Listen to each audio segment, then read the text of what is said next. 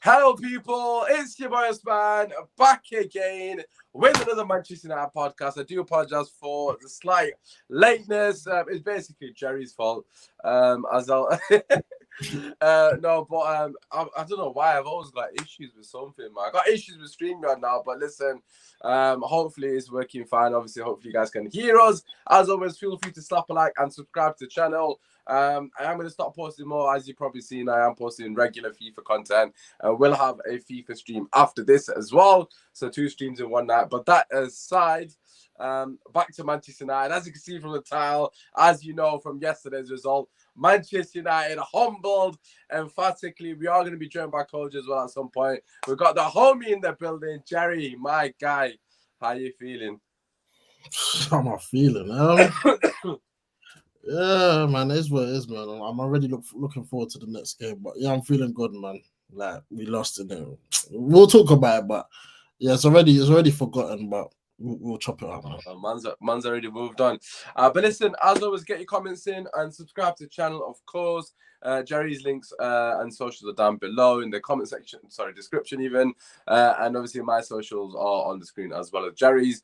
Just a quick one, please do get your questions in. We have got one from Raj as well, which is a fantastic question. We'll be answering that at some point because it's related to Haaland. Obviously, who annihilated us.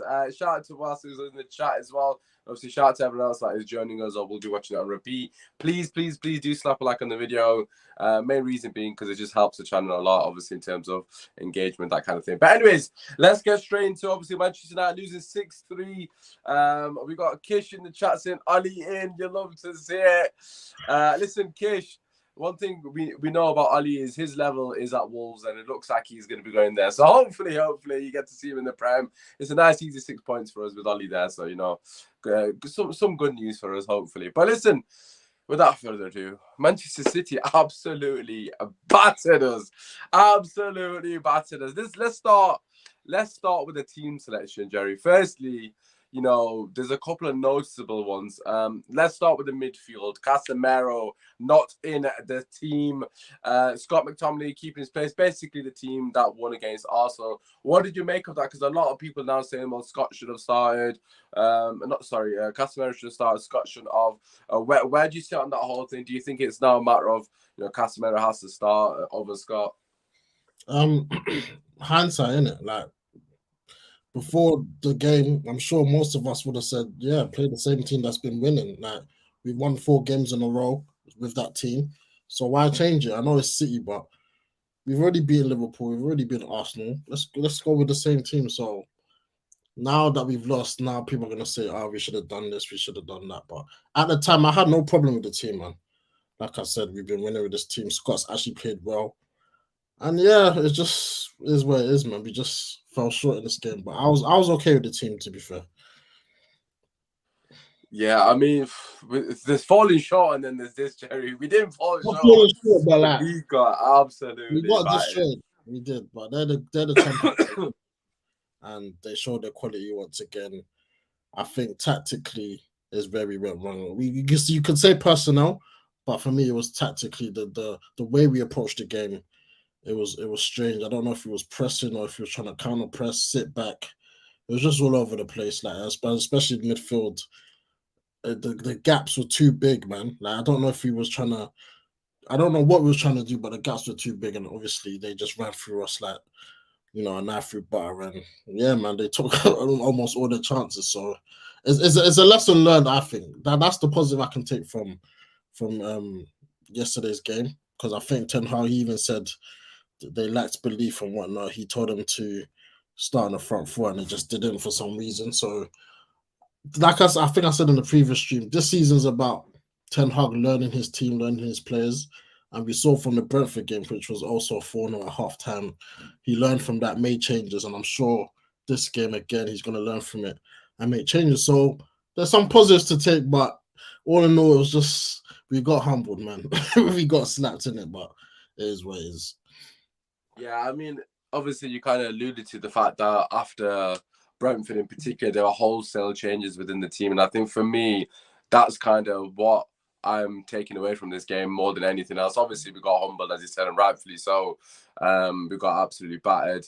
But for me personally, it's just a matter of trying to see where we are in the next couple of weeks, because I think with Man City, they're capable of doing that with any team. I think Man City are capable of absolutely dispatching anyone at will. My biggest sort of qualm with our performance was the fact that we get absolutely lie down and basically got rolled over pretty much from as soon as they scored the first goal. It seemed like the heads dropped and we pretty much accepted defeat, which is something that I can't stand for, especially in the derby, but in general at Manchester United.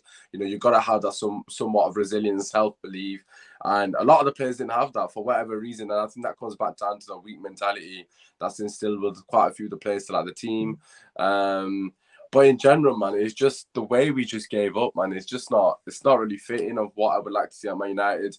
It's one of our bigger tests, really. I mean, against Arsenal, we didn't go behind, and against Liverpool, we didn't go behind. So this was the first time we've been behind in a big game, and we completely capitulated. So that's not really a good sign of things to come, so to speak, because that's something that we've seen a lot with this team. Even different players starting, it still seems to be a reoccurring thing within the players. So that's something that we need to obviously look deeper into. But one thing I will say is that the midfield for me, as you said, they completely just run through as that knife through butter, so to speak.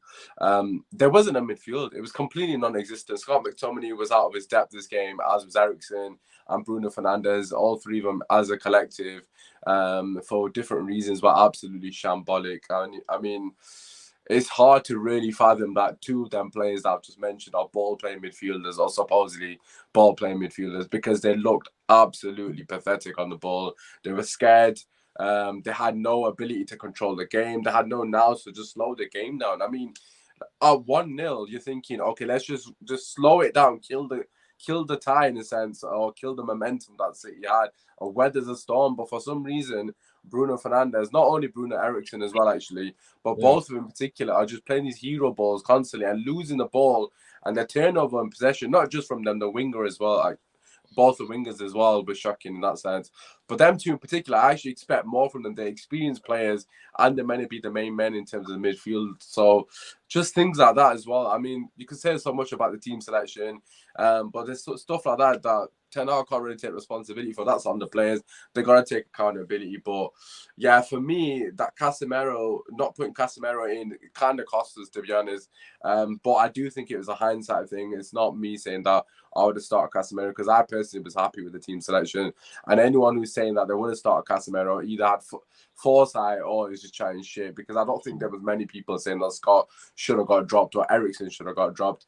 But that's just me. I think a lot of people are going to be obviously trying to flip the script and try and make it out like they said something that they didn't. But at the end of the day, he's got to change the midfield. As you said, rightfully, after the Brentford game, he made those wholesale changes. I suppose my next question would be, what would those changes be for you personally? Is there anything that you think definitely needs to change, obviously, moving forward in the next coming weeks? Back five, like I think you tweeted earlier today that Varane's fit. I'm not sure if I want to throw him straight back in, because I think we need to manage his fitness, because when he went down and he stayed down, I got a little bit worried, like, oh my god, he's out for weeks and weeks and weeks. But you said he's fit, but I think actually, no, I'll bring him back in, man. Like, there's no point looking to the future. We need players now, innit? So back five stays the same for me. Actually, the left back's a bit of a 50-50 for me. I've been thinking about it all day today, because Luke Shaw, when he came on, I know people say City took their foot off the gas, but we looked better. We saw the attacking phase from a fullback. With Malasa, he's done well since coming to the team, but I haven't really seen an attacking, like an attacking run or an overlap or a cross. I haven't really seen it, and I know it might be tactics where Dalot goes up and he comes into a back three and whatnot, but Luke Shaw came on. I think he was involved in the Marshall first goal. He played well for England. I know that doesn't really mean much, and Luke Shaw with competition, he does actually rise to the occasion. So I could see a change there. But for the Everton game, I'll keep the back five the same. Midfield now, yeah, That's got to change, man. Scott, I think you've done your bit for the season. It's time to come out. He's had his good games. Yeah, he's had his good days. Casemiro, we bought him 60 million. It's time to bring him in. Finally, I think we were just waiting for the right time to, right time for Scott to mess up, and then this is it. Casemiro comes in. Eriksen. I mean, I think he's played every game, which is. I didn't expect him. Well, I expect him to be a first team starter, but to play like every game, he hardly comes off. I think it's time to, maybe. It depends who we're playing though. I think I'll keep him in with Casemiro next to him. It makes more sense than Scott next to him. So Eriksen stays. Bruno. Bro, I'm watching Madison right now, man. It's making me sick, man. Yeah, Madison's he's taking.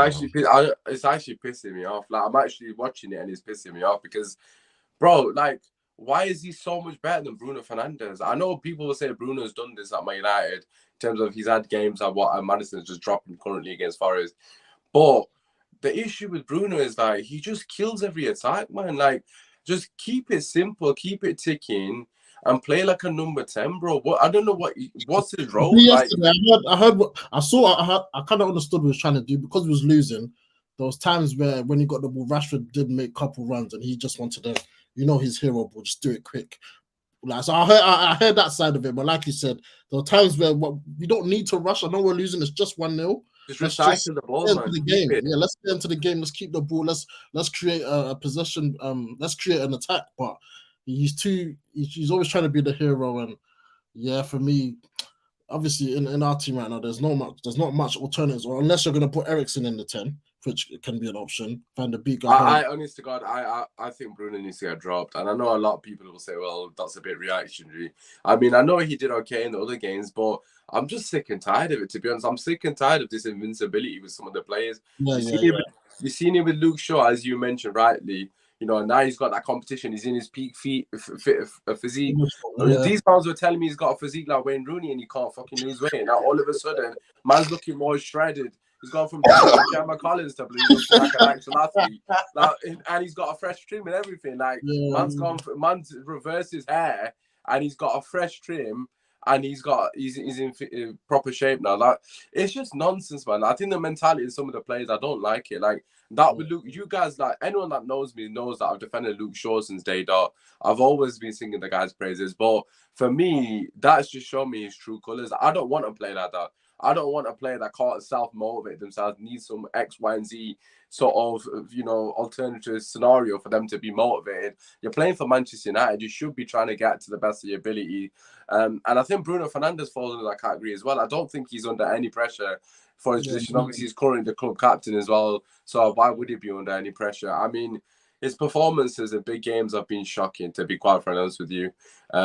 Even when he was flying, bar scoring penalties in those big games, he didn't really. I can't recall many performances where you in a big game where you'd be like, wow, Bruno stepped up. Like, there might be one or two here and there, but in general, I can't really off the top of my head think, oh wow, he's done X, Y, and Z.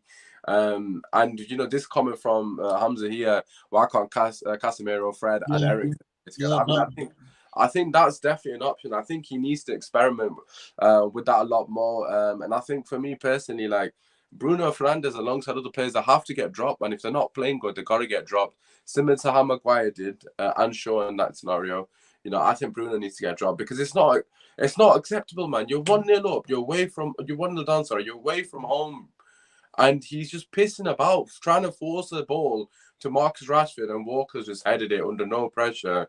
And he's just giving them the ball back straight away, even if he held it for like extra 30 seconds, just to slow the game down, kill the momentum of the game. 1-0, we're still in the game, bro, man. What are you doing? Like, and he wasn't the only one. Let's talk about the wingers, because there's a comment here by Rod. Rod did ask a great question about the defenders. We'll get into that as well. Would you drop Rashford and Sancho for Ronaldo and Martial? What are your thoughts on the front line? Because let's be real, Sancho's game, that was the worst performance he's had in the United. Yeah, for me, obviously, I was on Kojo stream earlier. For me, with Martial back, he's our number 9 straight away. I know we banter tight all the time, but listen, I'm actually glad Martial's back, and we do play better with him. So number 9, Martial straight in there. Are you saying Martial's the glue then? Glue, man. He's the glue, man. On the right, Anthony, he showed some positive signs in that game. He looked more like he was up for it, man. And look at the goal he did. A great shot. He was actually taking on players and whatnot. So for me, the right hand side, that's his. Left hand side, I'm putting Rashford back on the left, man. I think Sancho does need a bit of time on the sidelines just to freshen things up a bit, man. He's had a decent season, but with Rashford, Anthony Martial, and Anthony, I'd like to give that front three a go and see how that looks. So with Ronaldo, I know a lot of people's been oohing and ahhing about him. For me, I don't know, man. It's either he starts or we should have just let him go, man. There's something going on about Ronaldo because someone was just like, I think Ty put in the chat just now as well, but my cousins are putting in my family WhatsApp group that Ronaldo is leaving in January. I don't know if someone. Oh, yeah, I heard he was going to Chelsea. Someone told me a couple months ago. I mean, I don't know why they take him in January because I have got a Aubameyang. But listen, it is what it is. If he wants to leave, then by all means, let him. You know, the door's there. For me personally, we should have let him go in summer. I mean, I think I was very vocal on that, and I would have been happy as long as we replaced him. But obviously, we didn't do that. I think Gakpo actually would have been a decent replacement for the time being, but it is what it is. But yeah, in terms of front three, let's just quickly talk about Sancho before obviously going to selections. I've got to be honest, I'm extremely disappointed in Sancho. That's someone that I rate so highly. You said it like a parent, man. That was funny. What was that, sorry? You said it like a parent disappointed. I know, bro. Yeah, that's what I mean. That's what I see. Like, he's like my son, man. Like, I genuinely love the guy. Like I rate him highly, man. When he was at Dortmund, I genuinely used to watch Dortmund because of him, and obviously Haaland was there as well. I genuinely used to watch Dortmund and follow them because Sancho, like, I proper like the guy as a player. And he hasn't done it at Man United, to be honest. You know, he's had some good performances last season without goal contributions, but this season, although the goal contributions have been okay, obviously that goal against Liverpool was quite important. Obviously his contribution also, etc. But his performance, man, they've just been appalling. Like, he looks like someone who hasn't got any confidence, which is surprising because he scored like 3-4 goals this season, which is decent in terms of a return early into the season. Obviously got that goal in the Europa League, took that extremely well as well. Obviously the goal against Liverpool, as I mentioned, and just in general, I'm just a bit surprised at how poor he's been on the ball. Like, he gets the ball and he doesn't even run at his player, which isn't really his game, but he's not impacting the game whatsoever. He's extremely negative in the manner in which he's playing at the moment, just recycling the ball. But that game against City, man, it was absolutely inexcusable. It was, and he got rightfully hooked off, man. Yeah, do you think that England stuff is weighing on him? I mean, at the end of the day, look, the question from Rogers, does he get? I think he was asking if he gets in the World Cup team as well. Actually, I'm not sure, but look, the England thing should be a motivation for any player. Man, look at Maddison, for example, today. You know, he said to Gareth Southgate, "This is why I should be playing," and that's the kind of mentality you want. You know, when the going gets tough, you know, the tough get going, so to speak. Such a cliche saying, but it's the truth. Look at Martial. When the going got tough, he ran away. So for me, I've got question marks over his mentality. Like, he's got all the talent in the world, but his mentality, there's a question mark there for me. And that's something that he has to prove to me. And it should be for a lot of other fans that is he going to run away again? Because he's done it every single time so far. And that's the same situation with Rashford as well. You know, mentally, is he strong enough to be at Manchester United? I mean, it's a hard club to play for, and the pressures are absolutely crazy.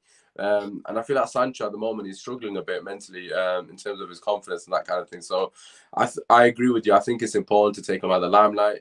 You know, we have got options at wide. You know, we've got Martial, we've got Sancho, Martial, Rashford, Anthony, who are all available, and obviously Ronaldo technically as well is available, and Elanga as well. Don't actually know where he is, but I'm assuming he's available. So yeah, for me, I'd take him at the limelight. Regarding Rashford, I just stick him back on the left wing. I don't know what you think, Jerry, but for me, I don't like him in strike. I think it works against teams that play high line for the obvious reason that you just play the ball in behind and use his pace. But that's not how Manchester United need to be playing football. It's very much a mid-table way of playing, really. Obviously, use it in games here and there to your strength, but in general, I want us to start playing attacking football and obviously controlling games. And with Rashford in strike, you can't do that because you can't keep the ball. Yeah, so for me, Martial comes back in, as you said. But yeah, you mentioned Anthony there briefly. What did you make of his second half performance? I mean, obviously his first half alongside everybody else was absolutely shocking, so can't really dissect that too much. But what did you make of his second half performance? Did you see anything in him that you think, no, there might be something there? Yeah, as I said earlier, he was the only positive I saw in that second half. Like although he was 4-0, he wanted to, he wanted to score, he wanted to contribute, he wanted to take on his player, and what a goal, man. When I look back at the goal, he didn't even oh, what a goal. Yeah, Leicester just scored. What's his name? The striker. Daka. No. Forest have scored. No, Patson Daka. Is it Patson Daka? Oh, Daka, yeah. Yeah, actually, for me, I can see he wants to play for United. I can see the hunger in his belly. I can see he really wants to put his mark on the team. And listen, 2 goals against 2 big teams. I mean, is a good start for him, man. So for me, I think he grows in confidence on the right hand side, and I'm happy he's here, man. And I think now Martial's back, I'd like to see him link up with Martial. I think that could be a nice partnership, like he does with Rashford on the other side. So yeah, that front three, I'm looking forward to see how that works, man. Yeah, I mean, I think for me personally, I think his goal gave him confidence.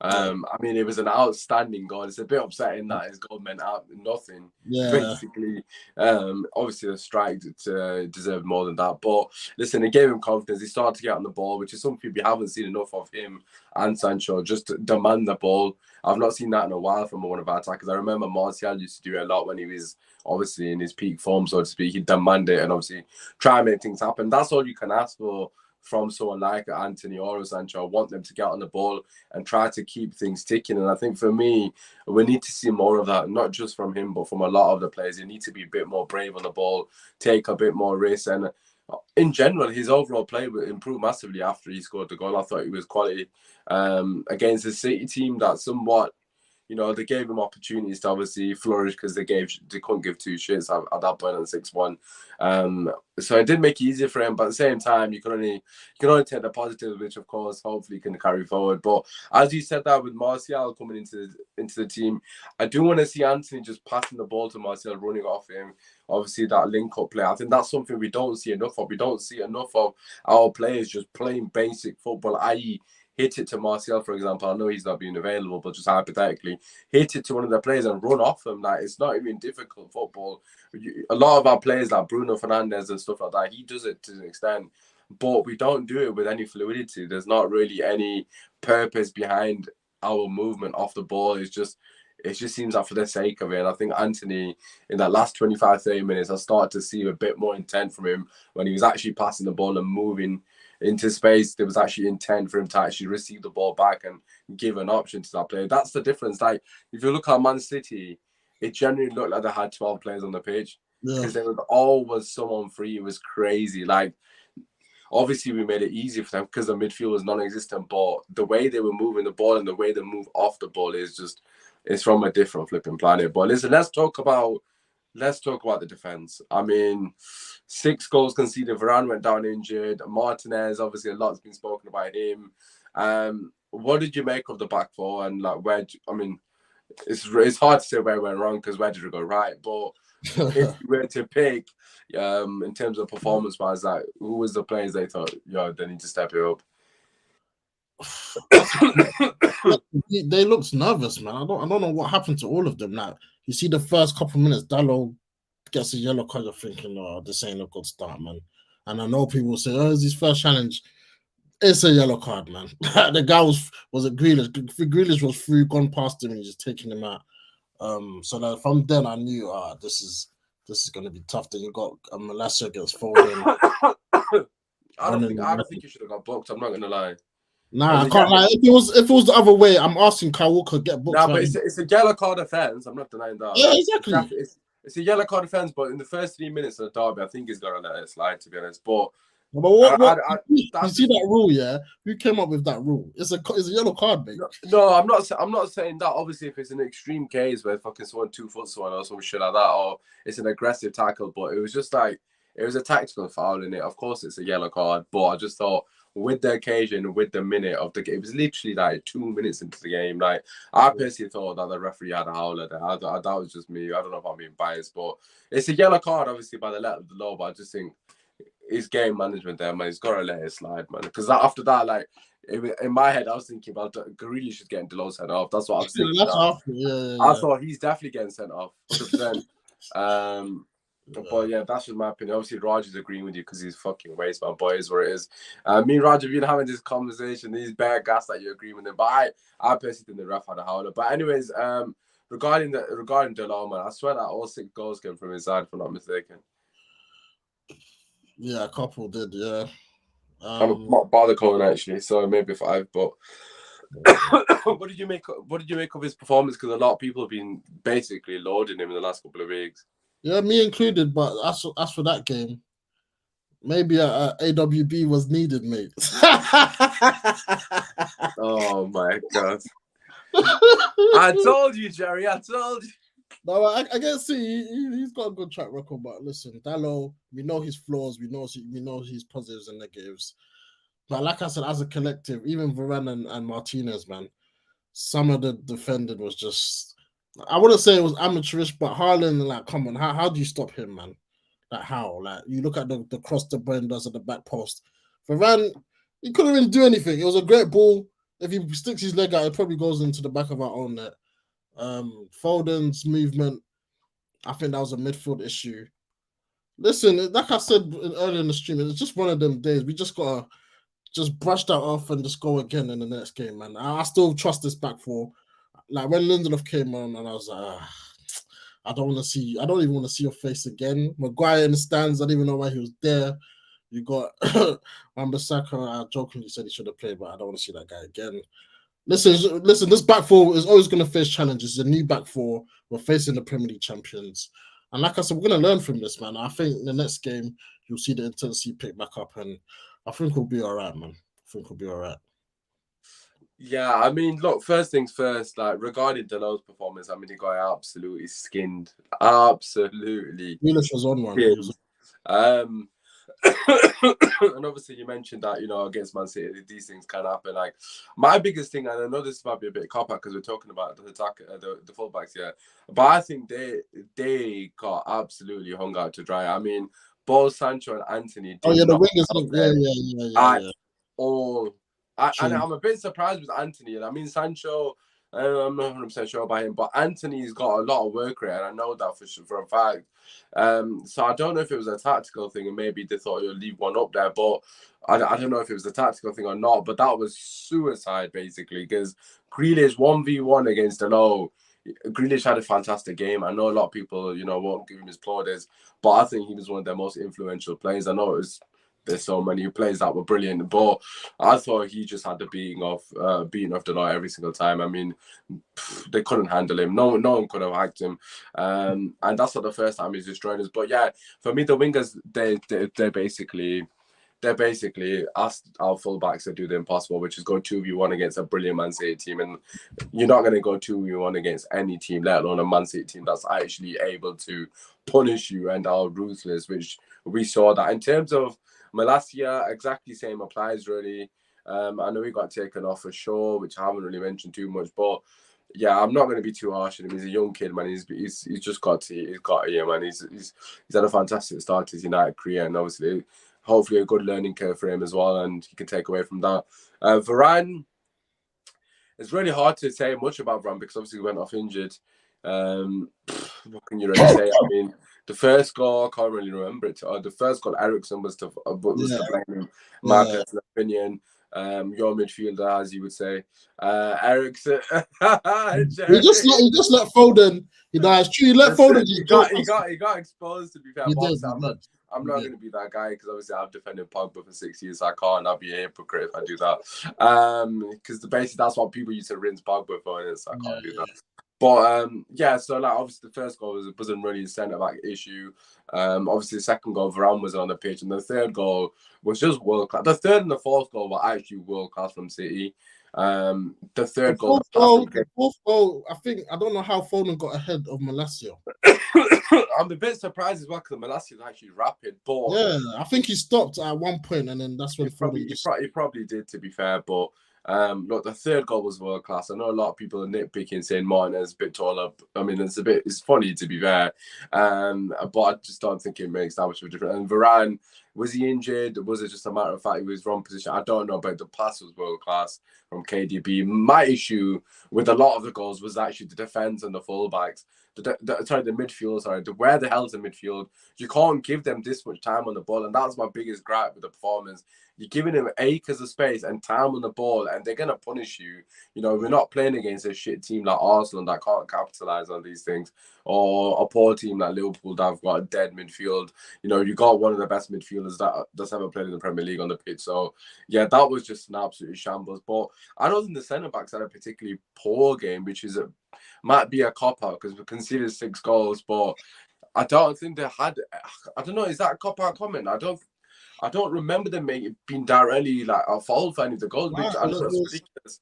I just feel like it was the midfield fault and the fullbacks were the ones that like they just got rinsed. I mean, the midfield was not screening and weren't doing his job.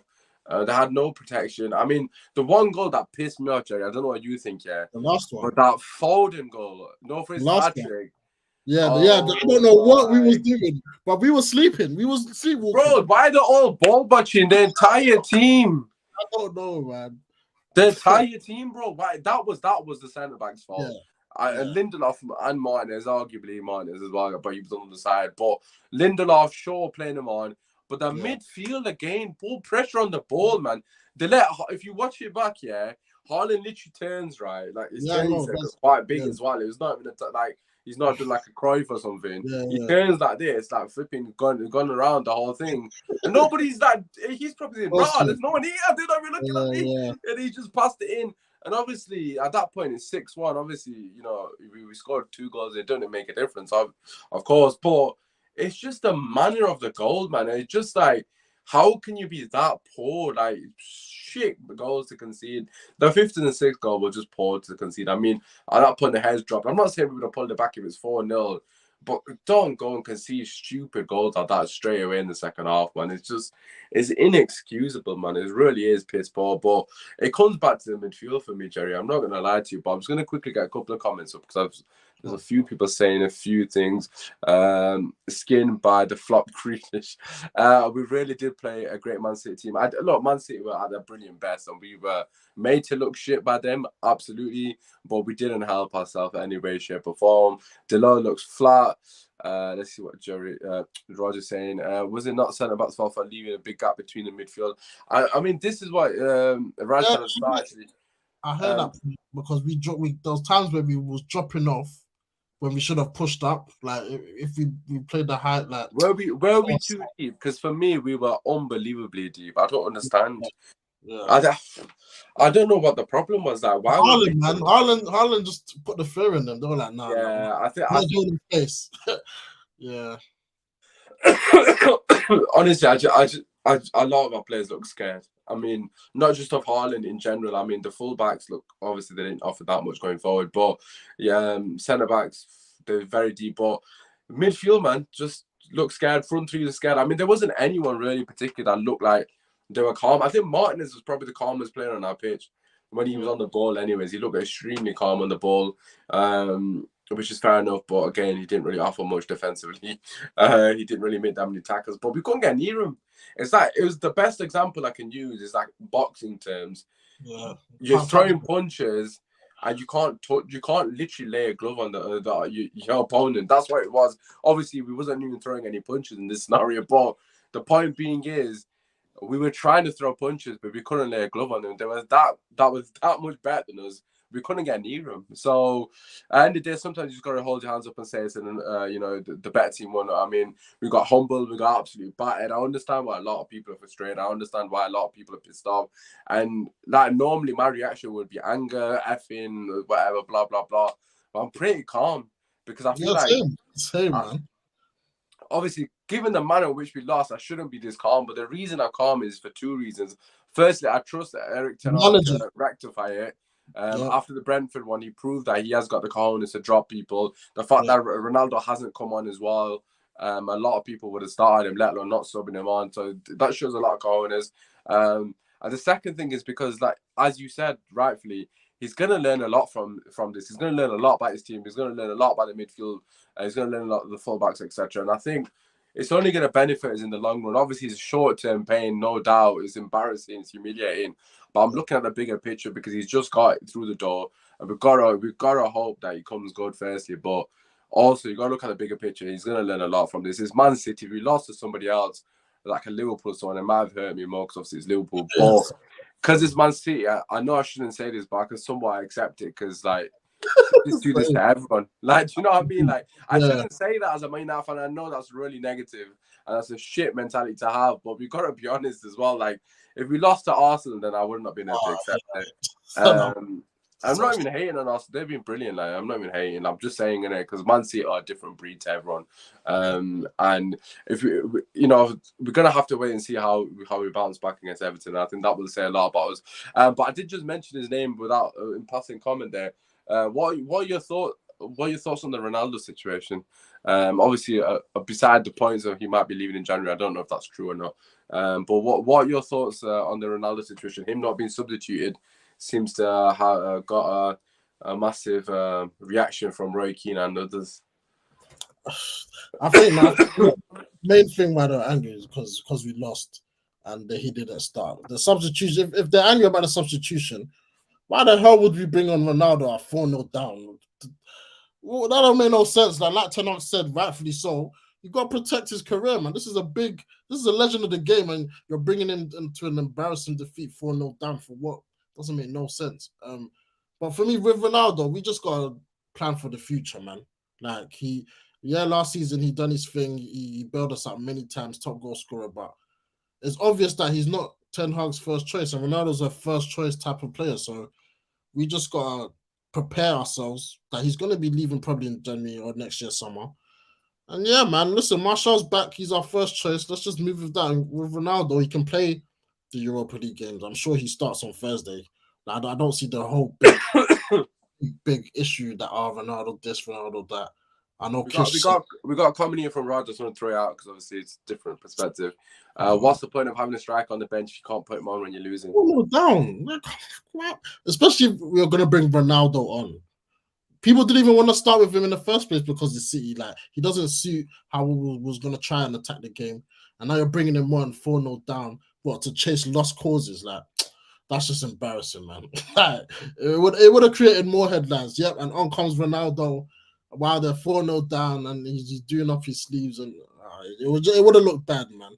So for me, like Ten Hag said, to protect his career, just leave him on the bench and then we go for the next game, man. For me, Ronaldo's still that thing. Yeah, I mean, I hear what you're saying. Obviously, what Roger's saying, there's also obviously a case for that as well, and that's the other side of it, because a lot of people do have that opinion with the Ronaldo situation. But for me, it's not even about protecting his career or legacy or whatever you want to call it. I mean, I don't know why Ten Hag said that, but I appreciate his honesty.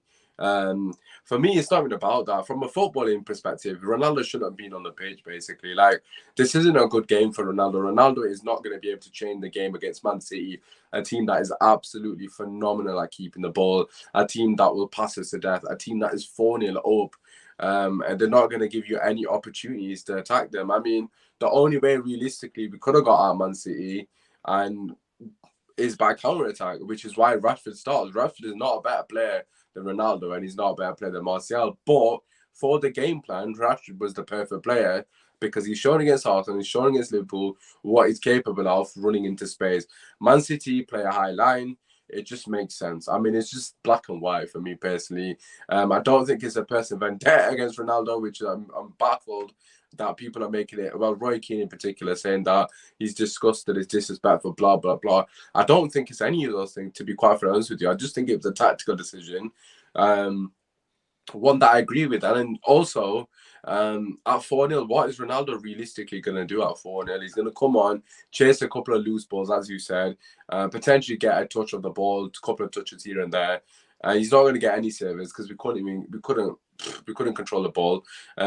He's going to score one goal. I mean, Martial badly needed the minutes. We're going to need Martial alongside Ronaldo as well in the next coming games. We've got 9 games in October. Like, this was that other game. We've got 9 games in October in 4 weeks, 9 games. That's average of 3. Obviously, it's literally 3 a week, give or take, or 2 a week, even, whatever.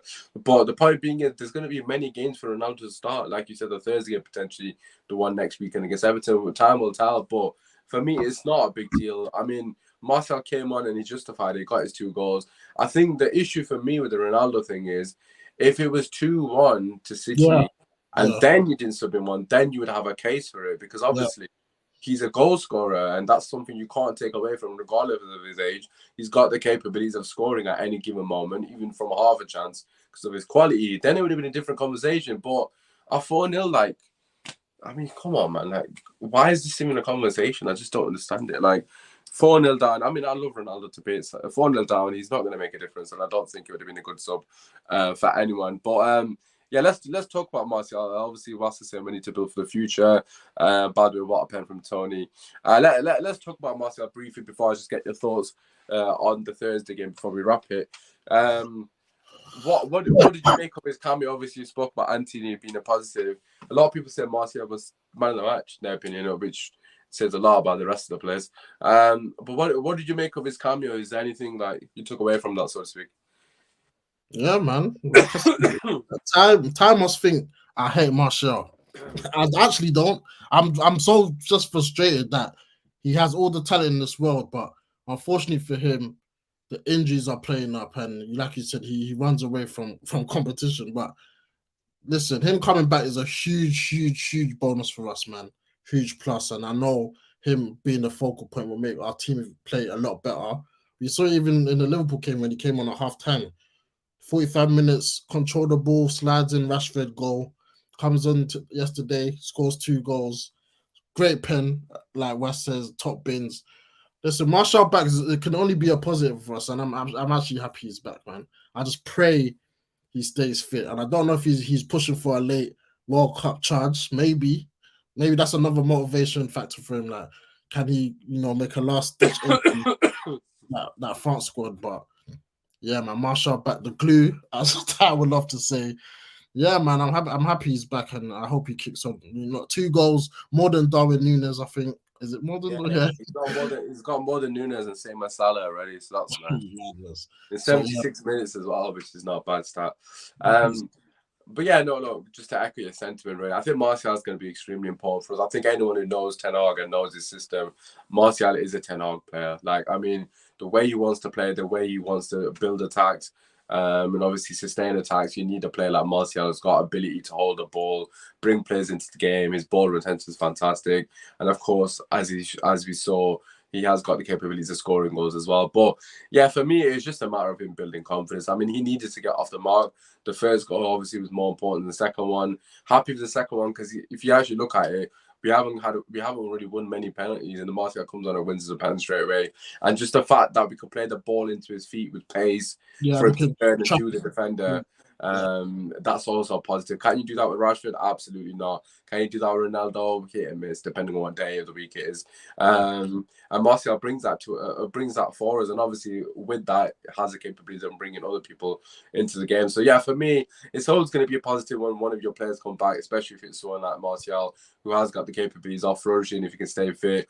Top bins, that penalty was absolutely ridiculous. I mean, I know there wasn't any pressure on him, but the fact that he's so calm. Yeah, top bins like that. He's put it so far in the stanch. I mean, you can't put it any further in top bins if you tried. The fact that he took the ball off Bruno Fernandes, I absolutely loved it. It gave me the intention or the thought process that he means business and he wants to get in that French team.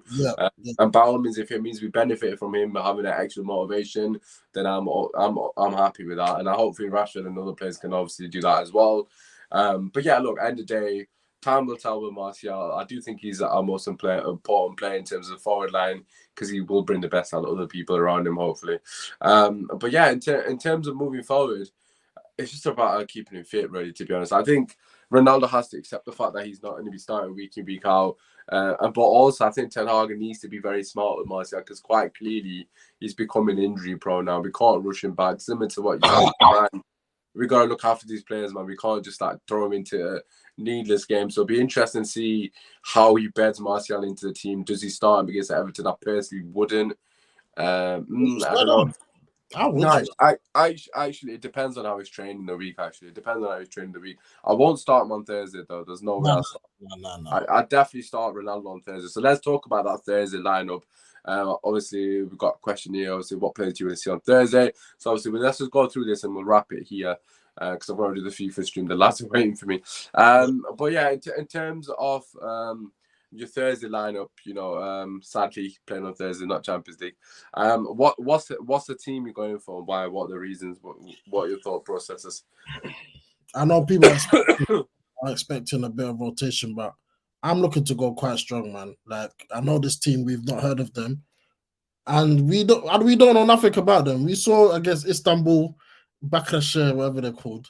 Yeah, we can't afford to, mess about, man. And we already lost the game in this group already.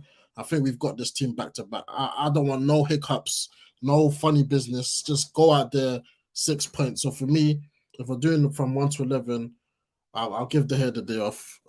Heaton and goal. I'll play Dallo, Lindelof, Martinez, Shaw.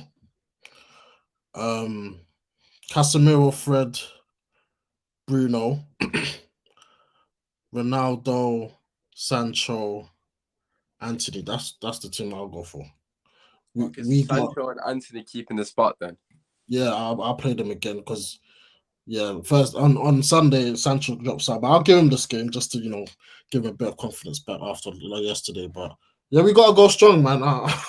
We gotta beat this team. I don't want to hear man, because the Sheriff game, I know we what was the score? 2-0, 2-1, 2-0. Can't remember. I think it was 2-0. Yeah, we put that game to bed. Sancho and Ronaldo scored, and it was 2-0. Yeah, we put that game to bed. Then you can bring on the Langas and the youngsters, because listen, we need to qualify from this group ASAP, win these 2 games, and then I think we got. But then my question is that if you don't start Martial, for example, do you start him against Everton because he's not played any minutes? He's only had 76 minutes this season. Yeah, I would. I'll throw him straight in, man. Like you said, if he's been training well during the week, why not start him, man? He's come on, he's done well. I know he can come on Thursday. He doesn't have to start. He can come on and get a few minutes there, but I won't start him. I'll bring him on, and then Sunday he can get the start. So yeah, man, that's my team. Yeah, I mean, I think that's a fair point. Obviously, Martial, you can probably give him 30 minutes on Thursday, as you come with Rashford as well. I mean, give them both, give or take 25, 30 minutes, whatever it may be, just to get more minutes in their legs. It's funny listening to you talk about our team, because obviously, technically, that's give or take our first team. Yeah. But it's kind of not our first team as well, because we've actually got a lot of strength in depth. Options. We've got a lot of quality, man. We just need to somehow. I think we need to start fucking keeping the ball better, man. The ball retention is something that's really frustrating me. I think you made a good case for the players that you picked, to be honest. I think you've somewhat won me over. I probably would have started Martial just to get him more minutes in his legs, but I hear the point of maybe it might be a game too early for him and just sub him on for 30 minutes. The only reason being is because I don't know about Sancho starting for me. Maybe bench him and put Rashford in there, because Rashford does need me. My only thing with Sancho is I don't really want him to start, because after that performance, I just don't want him to go into another game, because he's going to have another stinker inevitably. But then, that's what I'm saying. I'd rather play him this game and then drop him. But I'd rather not play him this game and not play him Everton, and then play him next Thursday. Twice. And then play him next Thursday when we're at home. Because I know it sounds crazy that he's missing 2 games, but it makes more sense for me, because then we're at home against this same team. Start him then and let him build confidence. He scored in the last Europa League game. I think he deserves another start in the competition. I mean, potentially, at the end of the day, like, you're not going to be mad in it if he starts in it. He's still a quality player, and it's just a matter of just building blocks. I mean, it might have just been an anomaly. He's been all right prior to that in terms of performances and whatnot. I've got a question. He said, where is Donny? To be quite frankly honest with you, I haven't got a clue. Who knows? I'll address that on tomorrow's show when I talk about Ronaldo leaving or whatnot. But yeah, listen, my team, I think I'd probably drop Bruno, which is not going to happen, obviously, and put Eriksen in the 10, because I really want to see that. I would go Casemiro. I don't know if you said Fred, but I'd go Casemiro, Fred, and Eriksen as my midfield 3. I just want to see what happens, basically, with them 3 there. Obviously, I'm not a big fan of Fred. I don't think he's great on the ball. But it's Europa League. I do think Fred probably deserves to start, and he actually had a good cameo as well. Actually, we didn't really mention that. I thought he gave us a lot of energy in the middle of the park, which is what we missed. So potentially, he might give something that gives us some food to thought. But yeah, that's my personal opinion. Regarding the defense, Luke Shaw, yeah, makes sense. Obviously, Lindelof and what's his name? Martinez picked himself. Right back, Delors picks himself as well. And net, I would probably give Dubravka a game, but I don't think that's going to happen either. Is he fit?